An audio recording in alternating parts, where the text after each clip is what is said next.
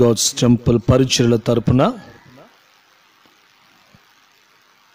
ప్రేమపూర్వకమైన వందనాలు తెలియజేస్తున్నాం. అందరికీ వందనాలు. ఇంతవరకు చక్కటి పాటల ద్వారా, స్తుతి ఆరాధన ద్వారా ప్రభు యొక్క నామాన్ని మనం మహింపరుచుకుంటూ వచ్చాం. ఈ సమయమున అమూల్యమైన దేవుని వాక్యాన్ని వినే సమయానికి వచ్చాం కాబట్టి ప్రతి ఒక్కరూ కూడా శ్రద్ధగా దేవుని మాటల్ని మీరు ఆలకించండి. మీ పరిశుద్ధ గ్రంథమైనటువంటి బైబిల్ని తెరచి మొదటి పేతురు పత్రిక, ఫస్ట్ పీటర్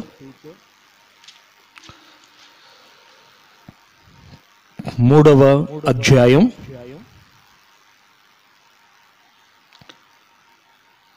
9వ వాక్యాన్ని నేను చదువుతాను.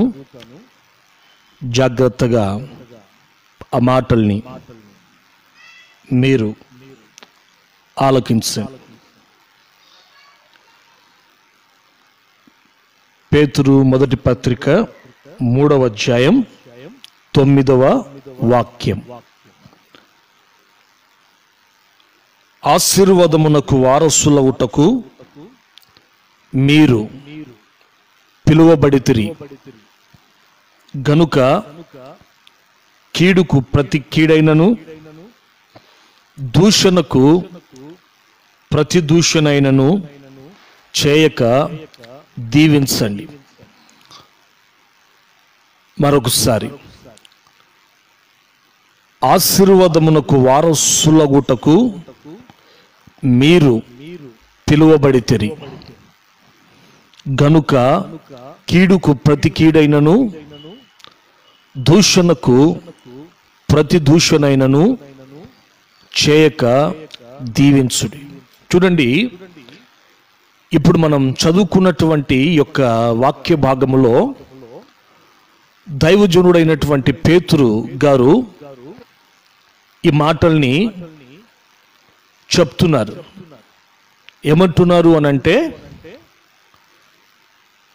మనము క్రీస్తు రక్తము చేత విమోచింపబడినటువంటి మనము ఎందుకు పిలువబడ్డామో దేవుని ద్వారా ఇక్కడ చాలా స్పష్టంగా పేతురు గారు సెలవిస్తున్నారు. ఎందుకు ఆయన మనలని ఈ లోకములో నున్న సమస్త జనులలో నుండి ఏర్పరుచుకున్నారు అంటే, ఎందుకు ఆయన మనల్ని, చీకటిలోనున్న మనలని తన ఆశ్చర్యకరమైనటువంటి వెలుగులోకి పిలువుటలో ఉన్న ఆంతర్యాన్ని ఇక్కడ దైవజనులు చెప్తున్నారు. ఏమన్నట్టే, మీరు ఆశీర్వాదమునకు వారసులుగా ఉండు,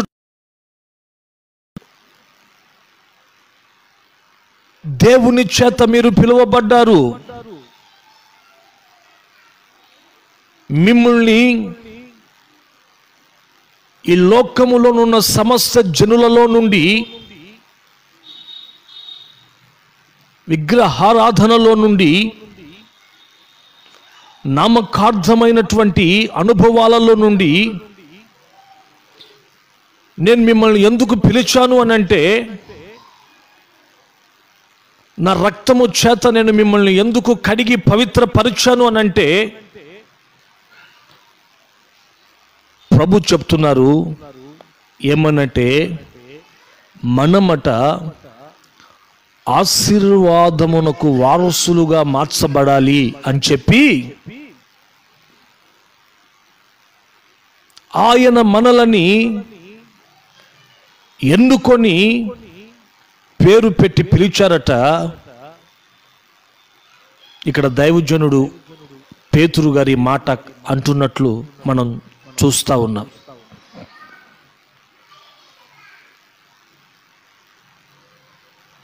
మనము దేవుని చేత పిలువబడిన వ్యక్తులం. ఎందుకు పిలిచాడు అని అంటే ఆశీర్వాదాన్ని మనం స్వతంత్రించుకోవాలి అని చెప్పి ప్రభు మనల్ని ఎన్నుకున్నాడు.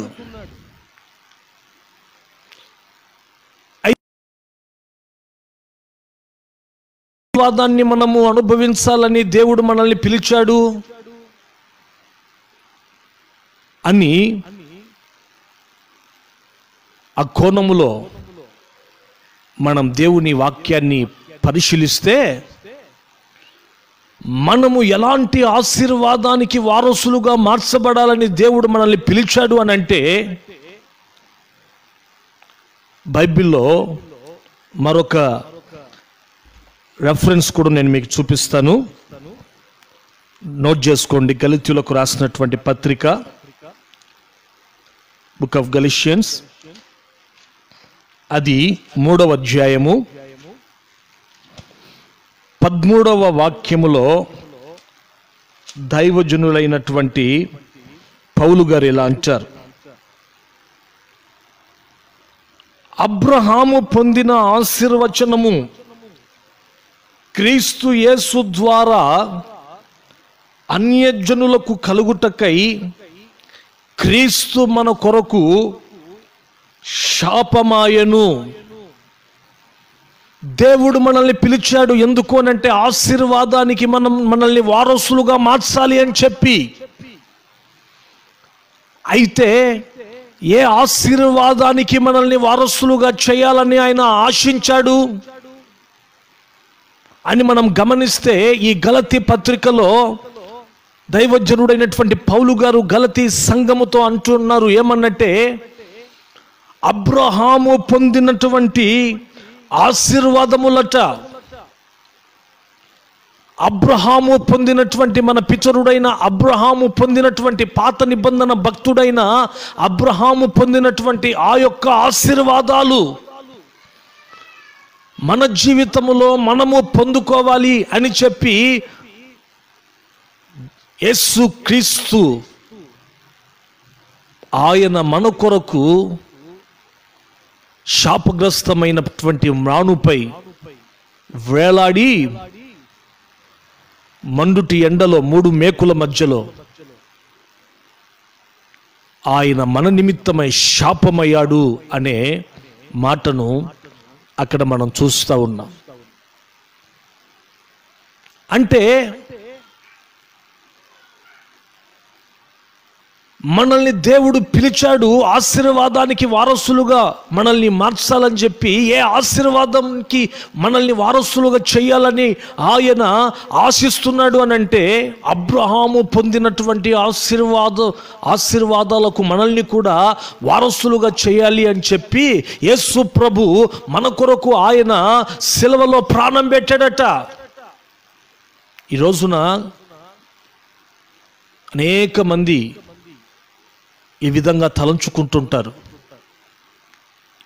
ఎలా అంటే యేసు ప్రభు ద్వారా మన పాపములలో నుండి మనకు విమోచన కలుగుతుంది.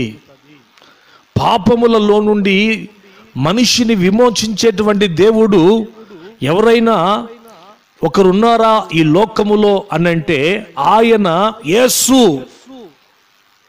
ఆయన నజరేయుడైన యేసు తప్ప వేరొక దేవుడు లేడు. ఎందుకు అనంటే ఆయన పాపము లేనివాడు. మనిషి పాపములలో నుండి విమోచించబడేటట్లు మానవాళి నిమిత్తమై తన పవిత్రమైనటువంటి రక్తాన్ని చిందించినటువంటి వాడు ఆయనే తప్ప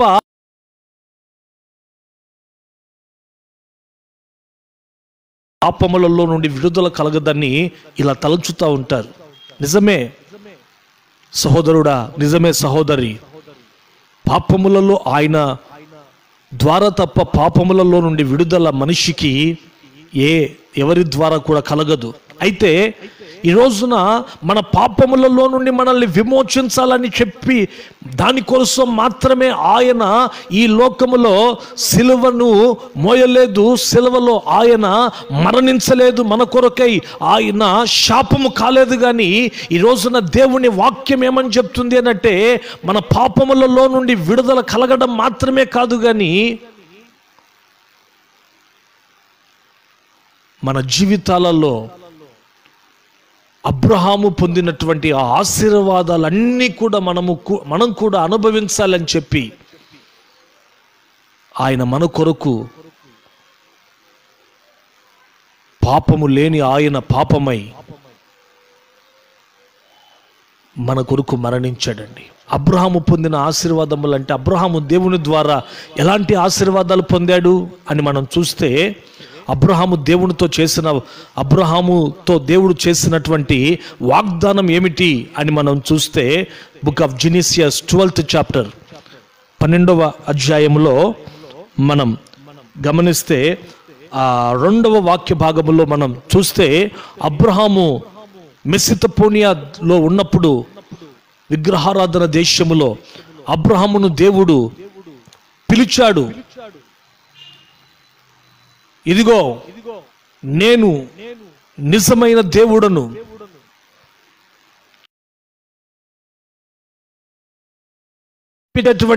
ఆ దేశానికి నీవు బయలుదేరి వెళ్ళినట్లయితే, ఇక్కడున్న ఈ దేశాన్ని, ఈ ప్రాంతాన్ని, ఈ విగ్రహారాధనని విడిచిపెట్టి నేను చూపించేటువంటి ఆ దేశానికి నీవు బయలుదేరినట్లయితే నిశ్చయముగా నేను నిన్ను ఆశీర్వదిస్తా. ఎలా ఆశీర్వదిస్తావయ్యా నువ్వు అనంటే, ప్రభు అంటాడు ఏమనంటే, నిన్ను ఒక గొప్ప జనముగా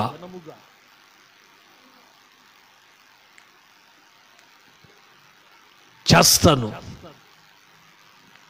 నీవు అనేకులకు ఆశీర్వాదకరంగా ఉంటావు అని ప్రభు అలా అబ్రహాముతో చెప్పారండి.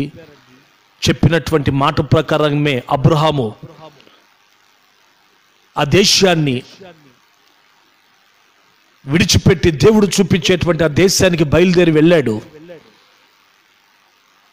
దానిని బట్టి అబ్రహామును దేవుడు గొప్ప జనముగా చేయడం మాత్రమే కాదు, కానీ అతగానిని అనేకులకు ఆశీర్వాదకరంగా నిలవబెట్టినట్లుగా అతనిని గూర్చి ఈ పరిశుద్ధ గ్రంథమైనటువంటి బైబిల్ చరిత్ర మనకు చెప్తా ఉంది. ఈ రోజున ఈ వర్తమానాన్ని వింటున్నటువంటి దేవుని బిడ్డలారా గమనించండి, దేవుడు మనల్ని చీకటిలో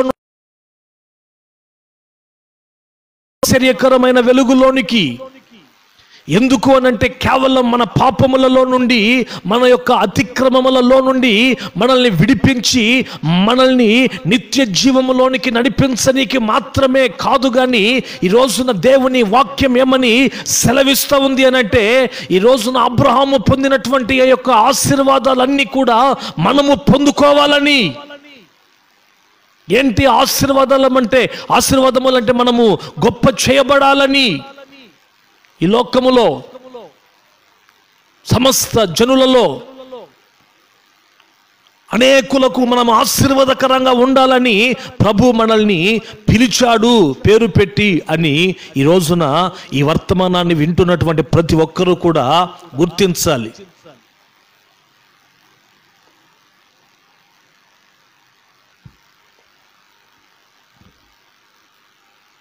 అయితే మీరు అడగొచ్చు, అందుకోసం ప్రభు మమ్మల్ని పిలిచాడు కదయ్యా అని పాస్టర్ గారు మీరు చెప్తున్నారు, బాగానే ఉంది, బైబిల్లో కూడా అలా వ్రాయబడి ఉంది. అయితే ఎందుకు మేము గొప్ప చేయబడలేకపోతున్నాం? ఎందుకు మేము అనేకులకు ఆశీర్వాదకరంగా ఉండలేకపోతున్నాం?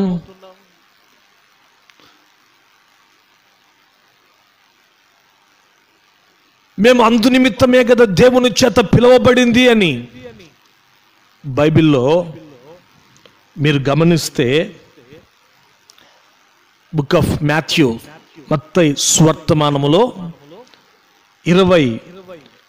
2వ అధ్యాయములో 14వ వాక్య భాగములో ఈ మాటలు మీరు గమనిస్తారు. అక్కడ ఏముంటాయి అనంటే, విందుకు పిలువబడినటువంటి వారట అనేకులట. ఆ యొక్క ఫీస్ట్, ఆ విందుకు పిలువబడినటువంటి వారు అనేకులట. అయితే ఏర్పరచబడినటువంటి వారు కొందరే అనే మాటను మనం చూస్తాం.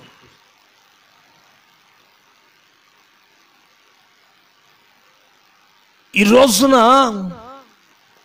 మన జీవితాలలో మనము ఆశీర్వాదానికి వారసులుగా ఉండుటకు దేవుని చేత పిలువబడ్డాం. ఆ ఆశీర్వాదానికి వారసులుగా ఉండుటకు పిలువబడినటువంటి మన దైనందిక జీవితాలలో మనము ఆ ఆశీర్వాదాలని స్వతంత్రించుకోవాలి అనంటే, దేవుని దీవెనల చేత మనము నింపబడాలి అనంటే, దేవుడు ఇటు ఆత్మ సంబంధంగా ఇటు శరీర సంబంధంగా అన్ని కోణాలలో ఆయన మనల్ని ఆశీర్వదించాలి అనంటే, నీవు ఏర్పరచబడిన వారి లిస్టులో నీవు ఉండాలి. దేవుని యొక్క ఏర్పాటులో నీవు ఉండాలి అని వాక్యం సెలవిస్తూ ఉంది. పాలు తేనెలు ప్రవహించేటువంటి దేశానికి పిలువబడింది ఇశ్రాయేలీయులందరూ కూడా. అయితే ఆ పాలు తేనెలు ప్రవహించేటువంటి ఆ యొక్క వాగ్దాన దేశాన్ని స్వతంత్రించుకుంది ఎంతమంది అనంటే, ఇద్దరు మాత్రమే. వారు దేవుని ఏర్పాటులో ఉన్నారు. వారు దేవుని ఆశీర్వాదాలు పొందుకునేందుకు యోగ్యులుగా ఉన్నారు. మిగతా వారందరూ కూడా యోగ్యతను కనపరచలేకపోయారు. ఈ రోజున ఈ వర్తమానాన్ని వింటున్నటువంటి దేవుని బిడ్డలారా, మన జీవితాల్లో కూడా మనం పిలువబడింది ఎందుకు అనంటే, దేవుని ఆశీర్వాదాల్ని స్వతంత్రించుకునేందుకు, వారసులుగా మార్చబడేందుకు, దేవుని ఆశీర్వాదాలకు. అయితే ఆ ఆశీర్వాదాలకు మన వారసులుగా మార్చబడాలి అనంటే, మన జీవితాలలో వాక్యం ఏమని సెలవిస్తూ ఉందంటే, మన బ్రతుకుల్లో కొన్ని మార్గాల గుండా మనం వెళ్ళాలి. వెళ్తేనే మన జీవితాల్లో మనం దేవుని ఆశీర్వాదాల్ని మనం పొందుకొనగలుగుతాం. ఏంటి మనం వెళ్ళవలసినటువంటి మార్గాలు? ఒక 4 మార్గాల్ని నేను మెడిటేషన్ చేశాను, బైబిల్లో ధ్యానించాను. ఈ రోజున ఒక మార్గాన్ని నేను మీకు చెప్తాను. వీలైతే నెక్స్ట్ ట్యూస్డే ఇదే సబ్జెక్ట్ని నేను కంటిన్యూ చేస్తాను. దేవుని ఆశీర్వాదాల్ని మనం స్వతంత్రించుకున్నట్లు మొదటిగా మనము వెళ్ళవలసినటువంటి ఒక మార్గం ఏమిటి అనంటే, బైబిల్లో మీరు చదవండి. అదే పేతురు మొదటి పత్రిక 3వ అధ్యాయము 9వ వాక్యాన్ని నేను చదువుతాను. ఆశీర్వాదమునకు వారసులుగా ఉండుటకు మీరు పిలువబడితిరి గనుక కీడుకు ప్రతి కీడైనను, దూషణకు ప్రతి దూషణైనను చేయక దీవించండి.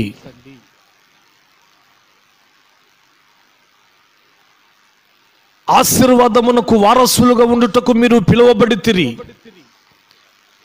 గనుక, దైవజనుడు అంటున్నాడు, గనుక ఆశీర్వాదమునకు మీరు వారసులుగా మార్చబడేటట్లు గనుక దేవుని బిడ్డలారా, దైవజనుడు అంటున్నాడు ఏమన్నట్టే, మీరు కీడుకు ప్రతి కీడైనను దూషణకు ప్రతి దూషణైనను చేయక మీరు దీవించండి. చేయక మీరు దీవించండి. మొదటి మార్గం, way to inheritance of God's blessings. First way, మొదటి మార్గం ఏమిటి అనంటే, మన జీవితాలలో మనము ఎంచుకోవాల్సినటువంటి ఒక మార్గం ఏమిటి అనంటే, ఎవరైనా మనకు కీడు చేస్తే, వారు చేసిన కీడుకు ప్రతి కీడు మనం చేయకుండా, ఎవరైనా మనల్ని దూషిస్తే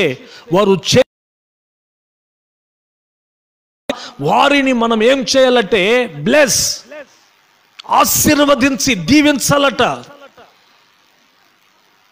అది మనకు ఏం చేస్తుందంటే మన కుటుంబాలలో ఆశీర్వాదాన్ని మనకి తీసుకొచ్చి పెడుతుందండి. ఈ రోజున అనేక కుటుంబాలలో దేవుని ఆశీర్వాదం ఉండకపోవడానికి గల కారణం ఏంటో తెలుసా? దేవుణ్ణి ఎరిగియుండి ఈ రోజున కీడు చేసేవారిని దీవించకపోవడమే. చూడండి, బైబిల్లో ఒక విషయాన్ని నేను మీకు చెప్తాను త్వరగా. ఏంటంటే,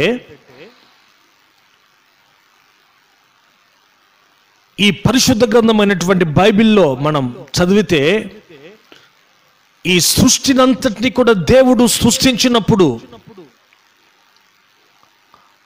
ఆదాము అవ్వల్ని కూడా దేవుడు సృష్టించాడు ఆయన స్వహస్తాలతో.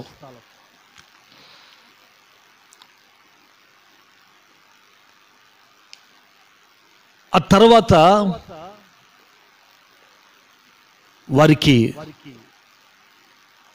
వారిని దేవుడు దీవించాడు. ఏమని దీవించాడు అనంటే, ఆదికాండము 1వ అధ్యాయము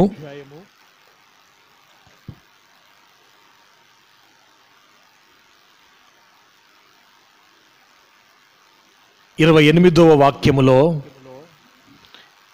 దేవుడు వారిని ఆశీర్వదించెను, ఎట్లనగా మీరు ఫలించి అభివృద్ధి పొంది విస్తరించి భూమిని నిండించి దానిని లోబరుచుకొనండి. దేవుడు సృష్టినంతటిని సృష్టించిన తర్వాత ఆదామును సృష్టించాడు. ఆదాము ప్రక్కటెముకలో నుంచి ఎముకని తీసి అవ్వను కూడా సృష్టించాడు.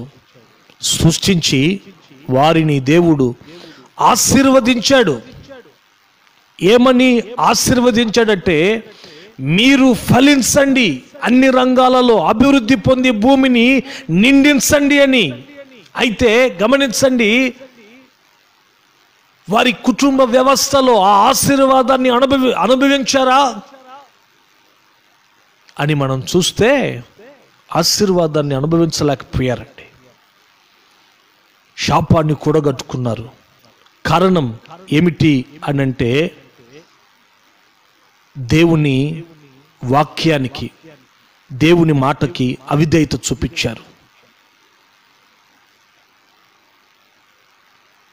ఈ రోజున మన కుటుంబాలు దీవింపబడాలంటే మన కుటుంబాలలో ఉండవలసింది డబ్బు కాదు, విలువైన వస్తువులు కాదు,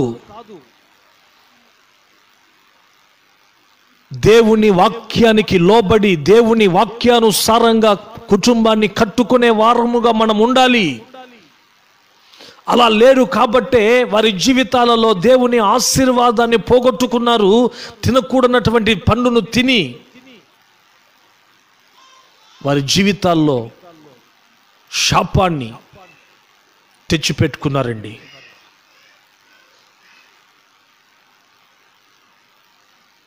తద్వారా దేవుడు వారి ద్వారా కలిగినటువంటి సంతానము కూడా ఇష్టానుసారంగా బ్రతుకుతూ ఉన్నటువంటి ఆ సమయమున వారిని అందరినీ కూడా దేవుడు జలప్రళయము ద్వారా నాశనం చేశాడు. అయితే ఆ తరములో నోవహు అనే ఆ యొక్క వ్యక్తి దేవుని దృష్టికి నీతిమంతుడుగా ఉండుట ద్వారా నోవహు కుటుంబాన్ని మాత్రం దేవుడు రక్షించాడు. 8 మందిని, 8 మండుగుని. అందరూ నాశనమయ్యారు. దేవుని ఉగ్రతకు గురై నోవహు కుటుంబం మాత్రమే రక్షింపబడిందండి.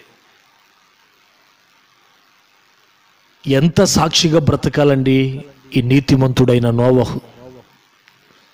ఎంత సాక్షిగా దేవుని కొరకు జీవించాలండి ఈ నీతిమంతుడైనటువంటి యోహాను, ఈ యొక్క నోవహు. అయితే ఈ నోవహు జలప్రళయం నుండి తప్పించబడిన తర్వాత అతని యొక్క చరిత్రను మనం చదువుకుంటూ వెళ్తే బైబిల్లో వ్రాయబడి ఉన్న మాట ఏంటంటే, దేవునికి కృతజ్ఞత కలిగి జీవించవలసినటువంటి ఈ నీతిమంతుడైనటువంటి నోవహు దేనికి అలవాటు పడ్డాడు? త్రాగుడుకు అలవాటు పడ్డాడట. ఓ రోజు తప్ప తాగి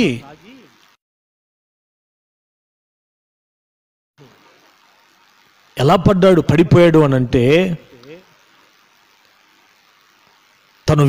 తను వస్త్రాలు లేకుండా పడిపోయినాడట. అయితే మొదటిగా అతను వస్త్రహీనుడై ఉండుట ఎవరు చూచారు అని మనం గమనిస్తే,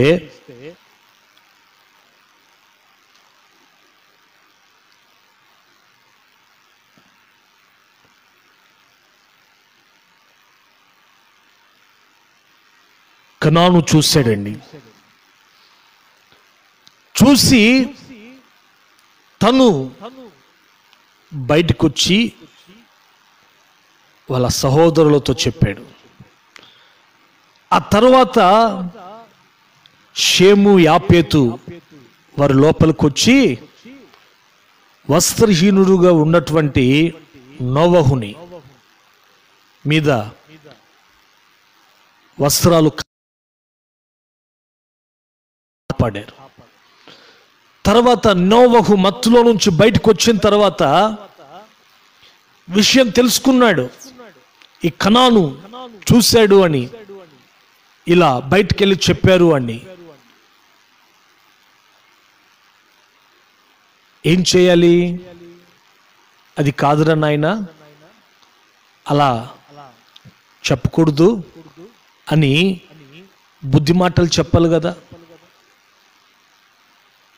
అతను ఏం చేస్తాడు? ఈ నీతిమంతుడైనటువంటి నోవహు అనంటే దేవుని యందు భయభక్తులు కలిగి జీవిస్తున్నటువంటి ఆ నోవహు, దేవుని ద్వారా ఈ యొక్క నోవహు ఏం చేశాడు అని మనం బైబిల్లో మనం చూస్తే, తన కడుపులో పుట్టినటువంటి కనానుని శపించాడట. ఆ మాటలు 9వ అధ్యాయం 25వ వాక్య భాగంలో మనం చూస్తాం. చూడండి, దాని ద్వారా కనాను ద్వారా పుట్టినటువంటి ఆ యొక్క వంశావళి ఉంటుంది కదా. మీరు ఆ వంశావళిని ఆదికాండం 10వ అధ్యాయం 15వ వాక్యములో మీరు చూస్తారు. ఆ కనానుకు పుట్టినటువంటి వారు ఎవరంటే ఎబిసీయులు, అమోరీయులు, గెర్షీయులు, హవీయులు, అర్మీయులు, సినాయులు, వీరందరి మీద ఆ శాపం తరతరాలు అలాగనే నిలిచి ఉండుట మనం అందుకే మీరు గమనించండి, అబ్రహాముకి తన కుమారునికి వివాహం చేయాలనుకున్నప్పుడు ఎలియాజర్తో అబ్రహాం అంటాడు ఏమన్నంటే, నేను నా కుమారుడైన ఇస్సాకుని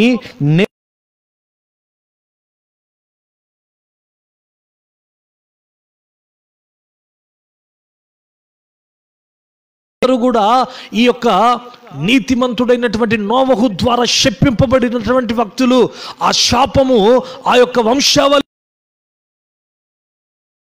వర్తమానాన్ని వింటున్నటువంటి మీ జీవితాల్లో కూడా మీరు గమనించండి. మీరందరూ కూడా ఎవరు అనంటే యేసయ్య రక్తము చేత కడగబడినటువంటి నీతిమంతులు. మీరు మీ నోట ఆశీర్వాదాలే రావాలి కానీ శాపాలు రాకూడదండి. ఎందుకు అనంటే మన నోట శాపాలు వచ్చాయి అనుకోండి, ఎవరినన్నా మనం శపిస్తే అది ఖచ్చితంగా వారి జీవితాల్లో జరుగుతుంది. కొంతమంది అది తెలియక, ఒక పరిపూర్ణమైనటువంటి గ్రహింపు లేక బాప్తిస్మం తీసుకున్నటువంటి దేవుని బిడలు దేవుని మందిరానికి వెళ్తున్నటువంటి దేవుని ఏదైనా వారికి అవిధేయంగా ప్రవర్తించినప్పుడు, మాట వినకుండా ఉన్నప్పుడు అంటుంటారే, నువ్వు దేనికి పనికిరావురా,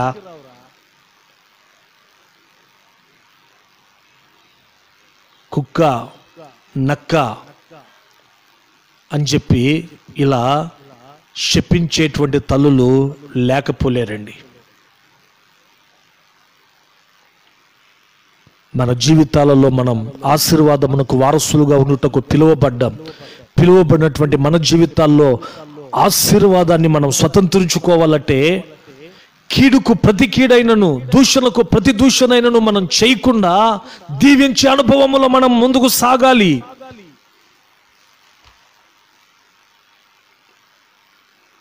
చూడండి, ఒక రోజున ఇశ్రాయేలు దేశం మీదకి భయంకరమైనటువంటి కరువు వచ్చింది. బాగా వినాలి, 3 సంవత్సరములు భయంకరమైనటువంటి కరువు. ప్రార్థిస్తున్నాడు దావీదు, ఇశ్రాయేలు రాజు. ఎంత ప్రార్థించినా ప్రభు యొద్ద నుండి సమాధానం రావట్ల, పరిస్థితులు అనుకూలంగా మార్చబడట్లేదు. అయితే ఒకసారి భారంగా ప్రభుని అడిగినప్పుడు ప్రభు చెప్తాడు దావీదుతో ఏమని అంటే, ఈ యొక్క ఇశ్రాయేలు దేశానికి ఎందుకు వచ్చింది అనంటే, పలానా గిబియోనైట్స్ ఏం చేశారంటే ఈ దేశాన్ని శపించారు. కాబట్టి వాళ్ళతో వెళ్ళి నువ్వు ముందు మాట్లాడు,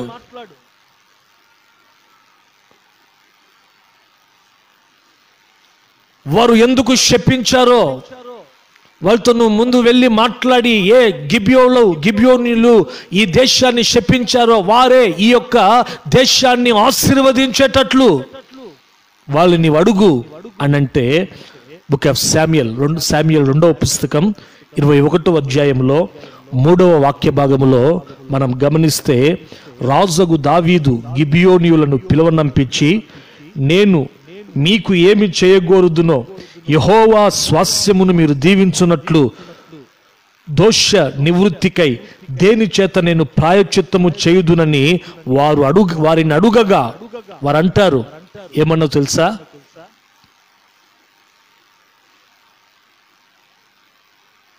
చరిత్ర మనం చదువుకుంటూ వెళ్తే ఇశ్రాయేలీయులందరూ ఐగుప్తు దేశంలో నుండి విమోచింపబడి పాలుతేలు ప్రవహించే దేశానికి వెళ్తున్నప్పుడు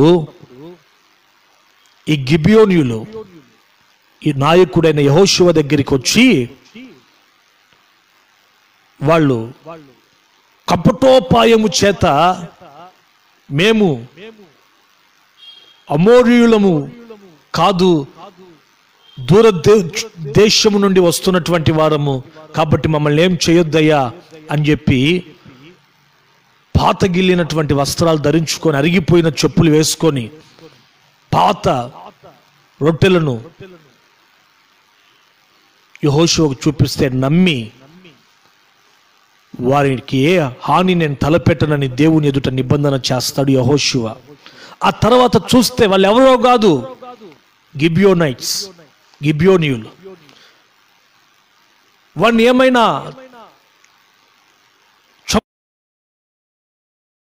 యెహోషువ వారికి ఏ హాని తలపెట్టనని.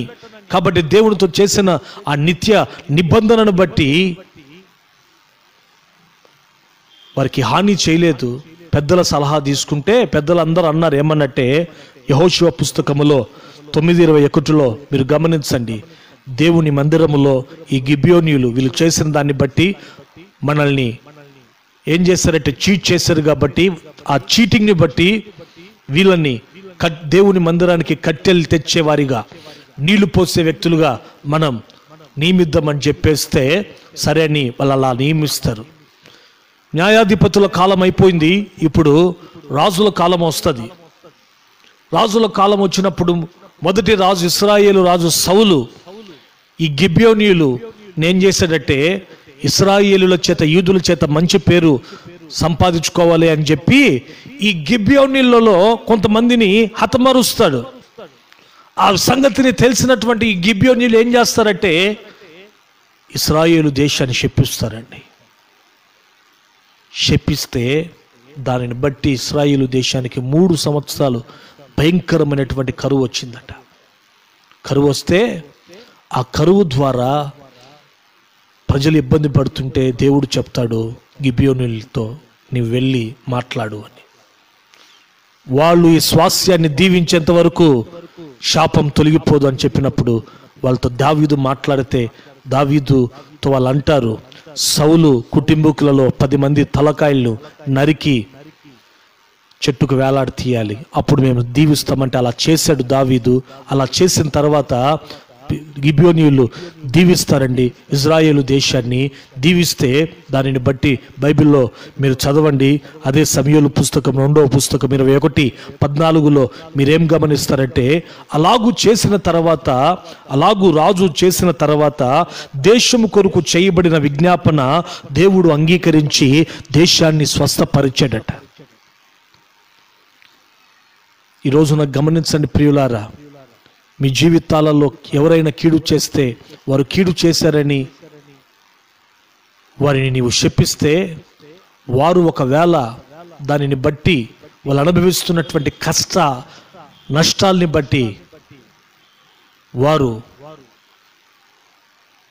శపిస్తేనండి మన జీవితాలలో మనం కూడా శపించబడిపోతాం.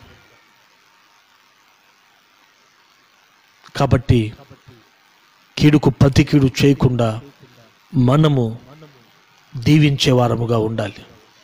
ఇంకో సంగతి కూడా నేను మీకు చెప్తాను, అది మీకు బాగా అర్థం కావాలంటే మత్తయి సువార్త 10వ అధ్యాయం 12వ వాక్య భాగంలో మీరు చదివితే యేసు ప్రభు శిష్యుల్ని ఇద్దరిద్దరిని పరిచర్య నిమిత్తమై పట్టణాలకి గ్రామాలకి ఇంట్లకు పంపిస్తున్నప్పుడు ఆయన అంటాడు ఏమన్నట్టే, మీరు ఏ ఇంటిలో ప్రవేశించినా ఆ ఇంటి వారితో మొదటిగా మీరు పలకవలసిన మాట ఏంటంటే మీకు శుభము కలుగును గాక అని వారిని దీవించండి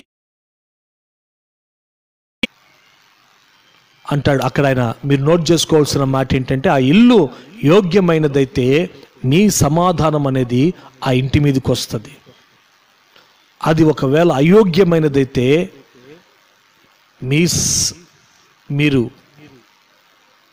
మీ సమాధానం అనేది మరలా మీకే రిటర్న్ వస్తుంది అని అంటాడు. అంటే చూడండి, యేసయ్య అంటున్నాడు ఆ ఇల్లు యోగ్యమైనదైతే మీరు శుభమని ఆ ఇంటికి పలికినప్పుడు, ఆ ఇల్లు యోగ్యమైనదైతే ఆ ఆశీర్వాదం అనేది ఆ ఇంటి మీదకి వస్తుంది, ఆ ఇంటికి శుభం కలుగుతుంది.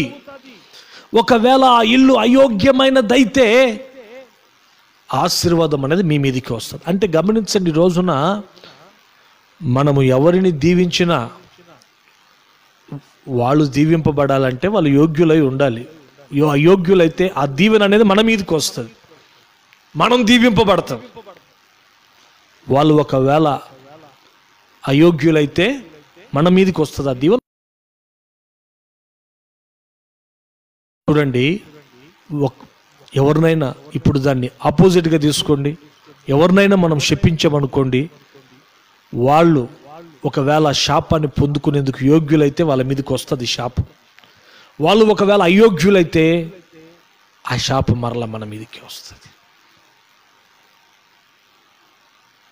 ఇది మంత్రగాళ్ళకు తెలుసు, కానీ దేవుని బిడ్డలకు తెలియదు. అందుకే ఈ రోజున కుటుంబాలలో శాపాలు. అందుకే ఈ రోజున కుటుంబాలలో నష్టాలు, కన్నీళ్ళు. ఈ రోజున చూడండి, ఎందుకో ఈ మాటలు దేవుడు మీతో పంచుకోమన్నతో. దేవుడు మనల్ని పిలిచింది ఎందుకంటే ఆశీర్వాదానికి వారసులుగా మార్చాలి అని. To inheritance of God's blessings.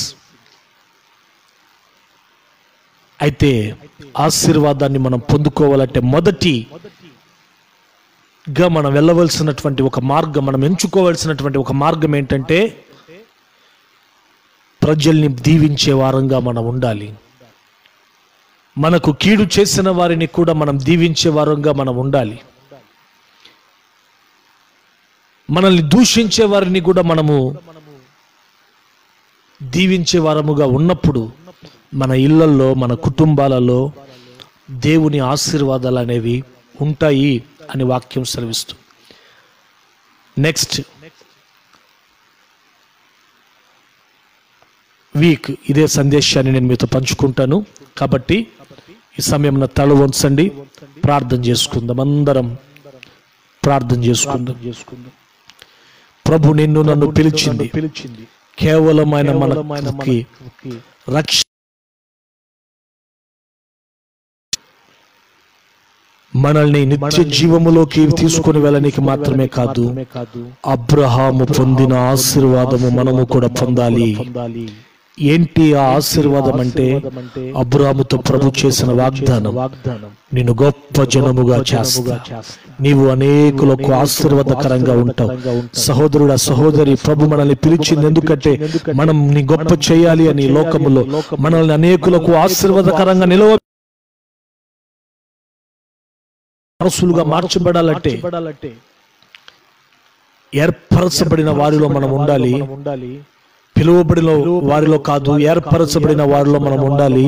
ఏర్పరచబడిన వారిలో ఉండే ఒక అనుభవం ఏమిటి అంటే వారు నడిచే మార్గం ఏంటో తెలుసా? ప్రజల్ని దీవించే అనుభవం. ప్రజల్ని దీవించే అనుభవం. ఈ రోజున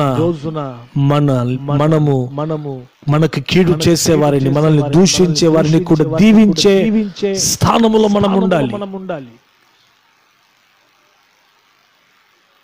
మన నోటి మాట చాలా జాగ్రత్తగా మాట్లాడాలి.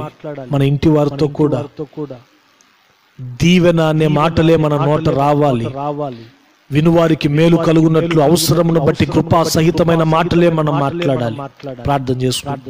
ప్రేమగల తండ్రి, ఇంతవరకు ప్రత్యేకమైన లైవ్ కార్యక్రమాన్ని మీరు ఆశీర్వాదకరంగా జరిగించారు. విన్నటువంటి మాటలు ప్రతి ఒక్కరి హృదయంలో ఫలింపచేసి నీరు కట్టండి. నెక్స్ట్ వీక్ ప్రభువా మరలా తండ్రి ఈ కార్యక్రమంలోకి మేము రాబోతున్నాం. మరిన్ని విషయాలు, లోతైన సత్యాలు మేము మీ ఆశీర్వాదాన్ని పొందుకునేటట్లు, మా కుటుంబములో మీ ఆశీర్వాదం నిలిచేటట్లు మాట్లాడమని, ఇంతవరకు నెట్వర్క్ ని, కరెంటుని, సమస్తాన్ని మీ స్వాధీనంలో ఉంచుకొని ఆశీర్వాదకరంగా జరిగించినందుకు మిమ్మల్ని మీరు దీవించని వారు చేస్తున్నటువంటి పరిచర్ని కూడా మీరు ఆశీర్వదించమని యేసు నామమున అడిగి వేడుకుంటున్నాం తండ్రి. ఆమేన్. తండ్రి అయిన దేవుని ప్రేమ, కుమారుడైన యేసు క్రీస్తు కృప, పరిశుద్ధాత్మ దేవుని సన్నిధి సహవాసం చేరి వచ్చిన ప్రతి ఒక్కరికి, సకల పరిశుద్ధులకు సదాకాలం తోడయుని నడిపించును గాక. ఆమేన్. అందరికీ వందనాలు. అందరికీ వందనాలు. నెక్స్ట్ మంగళవారం కూడా నేను ఇదే సమయానికి వస్తాను, 7 గంటలకి. కాబట్టి మీరు కూడా సిద్ధంగా ఉండండి. మరిన్ని లోతైన విషయాలు నేను మీతో పంచుకోవాలనుకుంటున్నాను. ప్రభు నాకు బయలుపరిచిన విషయాలన్నీ కూడా. కాబట్టి వర్తమానాల ద్వారా విని దీవింపబడండి. మీరందరూ ఆశీర్వదింపబడాలనే మేము కూడా ప్రయాసపడుతున్నాం మీకోసం. కాబట్టి ఈ అవకాశం ఇచ్చిన సుమంత్ గారికి కూడా మా మినిస్ట్రీ తరపున ప్రేమపూర్వకమైనటువంటి వందనాలు తెలియజేస్తున్నాం. నెక్స్ట్ వీక్ మంగళవారం ఇదే